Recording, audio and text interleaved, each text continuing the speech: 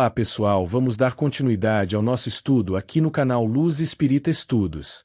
Agora traremos o capítulo 17 do livro Os Mensageiros, intitulado Romance de Alfredo, que descreve um encontro entre André Luiz e Alfredo. Trata-se de um amigo de Aniceto que vive em uma colônia espiritual. Durante a conversa, Alfredo compartilha sua história de vida e as experiências que o levaram ao aprendizado espiritual. Alfredo relata que em sua última encarnação na Terra, ele se envolveu profundamente em atividades espíritas e acabou se desviando do verdadeiro propósito espiritual. Ele se tornou um líder em um grupo espiritualista, mas sua busca por evidências materiais e seu apego à posição de destaque o afastaram do caminho da verdadeira espiritualidade.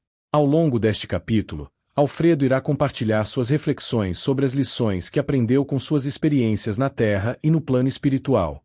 Reconhecendo seus erros e agradecendo a oportunidade de resgate e aprendizado que está tendo na colônia espiritual.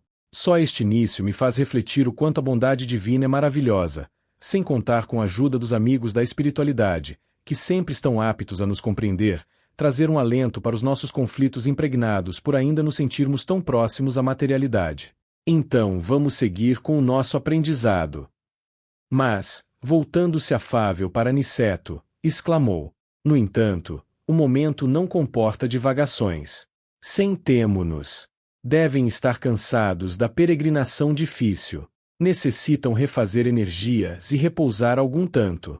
Após um período de serviço de higiene no castelo, os personagens são convidados por Alfredo e Ismália para uma refeição, onde são tratados com extrema gentileza pelos anfitriões e seus servidores.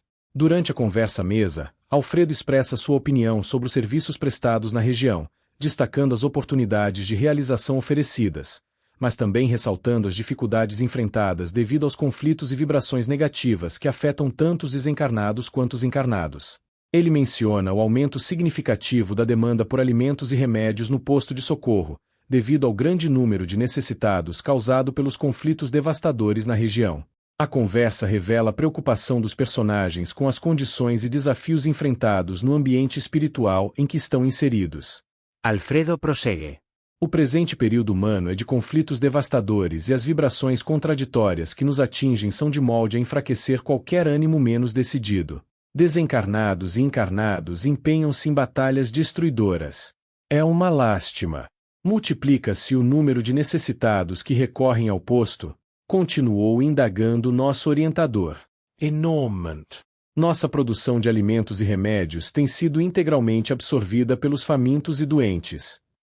Alfredo reconhece sua responsabilidade no campo dos negócios materiais, mas admite ter falhado em compreender e cumprir seus deveres como esposo e pai.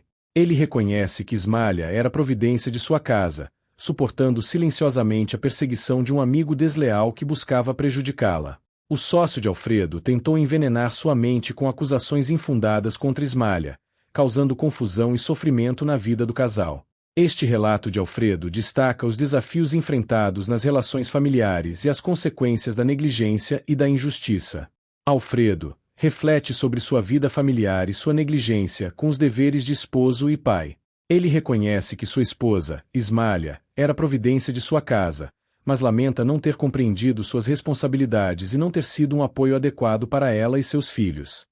Alfredo revela que Ismália foi vítima da perseguição de um antigo amigo, que a caluniou e tentou prejudicá-la, causando-lhe sofrimento em silêncio.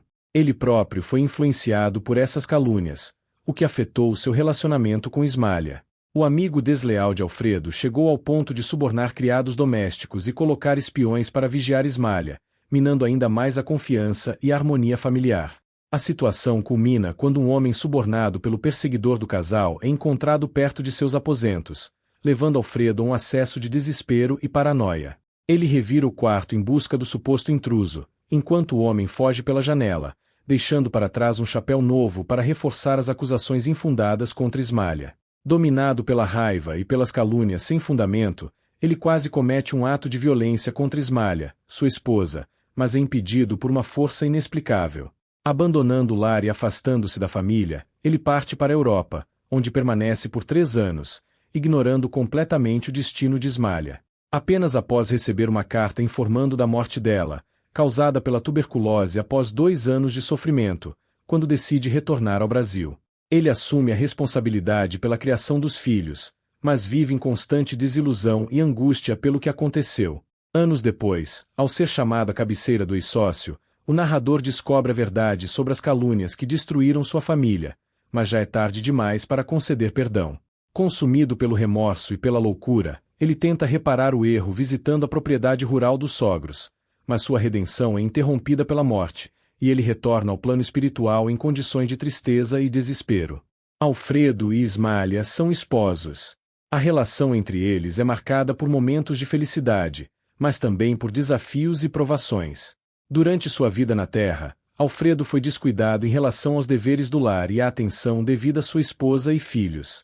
Ismália, por sua vez, foi uma esposa dedicada e uma figura de apoio para a família, enfrentando sofrimentos em silêncio devido à perseguição de um antigo amigo de Alfredo, que a caluniou e a fez passar por dificuldades. Essa perseguição injusta e as acusações infundadas causaram sofrimento e perturbação na vida de Ismália.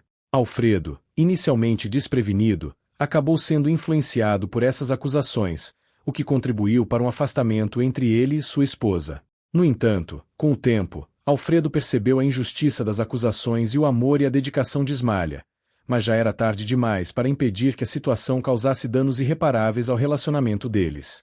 Ismália segue-me de perto, mas tem residência num plano superior, que devo esforçar-me por alcançar. Desde muito, dediquei-me aos serviços do nosso posto de socorro, consagrei-me aos ignorantes e sofredores, e minha santa Ismália vem até aqui, mensalmente, incentivar-me o bom ânimo e amparar-me nas lutas. Observando-nos a emoção, concluiu: estou resgatando crimes de precipitação. Pela impulsividade delituosa, perdi minha paz, meu lar e minha devotada companheira. Conforme ouviram, não matei nem roubei a ninguém, mas envenenei-me a mim próprio. A calúnia é um monstro invisível, que ataca o homem por meio dos ouvidos invigilantes e dos olhos desprevenidos. O capítulo conclui enfatizando as fraquezas de Alfredo, que o levaram a cometer erros irreparáveis e a carregar o peso do remorso. Sua incapacidade de confiar em Ismália, sua esposa, e sua reação impulsiva diante das calúnias, mostram como a falta de discernimento e a cegueira emocional podem resultar em tragédia. A narrativa destaca sua jornada de culpa e arrependimento, ilustrando como suas decisões baseadas na raiva e na desconfiança o levaram a perder a verdadeira felicidade e a causar sofrimento a si mesmo e àqueles ao seu redor. Assim, o capítulo ressalta não apenas a história de Alfredo, mas também a fragilidade humana e as consequências devastadoras que podem surgir quando cedemos às nossas fraquezas e falhas de caráter. E aí, pessoal, estamos chegando ao final do capítulo que nos trouxe uma visão mais íntima do romance de Alfredo em Os Mensageiros. Foi um mergulho profundo nos sentimentos e nas experiências desse personagem tão querido, não é mesmo? Nessa conclusão, podemos ver como o amor pode transcender as barreiras do plano espiritual e influenciar as trajetórias de vida dos envolvidos. Ficou evidente como as relações humanas são uma parte fundamental do nosso crescimento e evolução espiritual, tanto aqui na Terra quanto nos planos superiores. A história de amor de Alfredo nos lembra que o amor verdadeiro é capaz de superar qualquer obstáculo, seja ele temporal ou espiritual.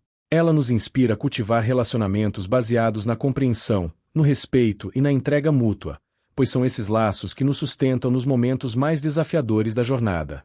E vocês, o que acharam desse capítulo e da história de amor de Alfredo? Compartilhem suas opiniões nos comentários abaixo.